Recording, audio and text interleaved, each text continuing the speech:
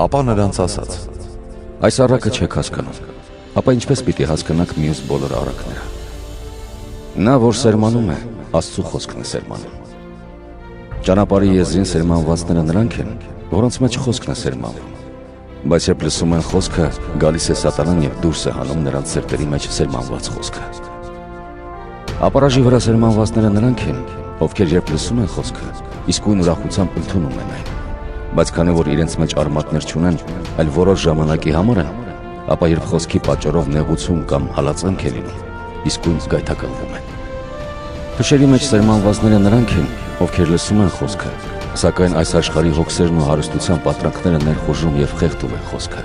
եւ այն անպտուղ է լինում։ Իսկ լավ հողի մեջ սերմանվածները նրանք են, ովքեր լսում են խոսքը, ընդունում այն եւ պտուղ տալիս։ Մեկի դիմաց 30, մեկի դիմաց 60 եւ մեկի դիմաց 100։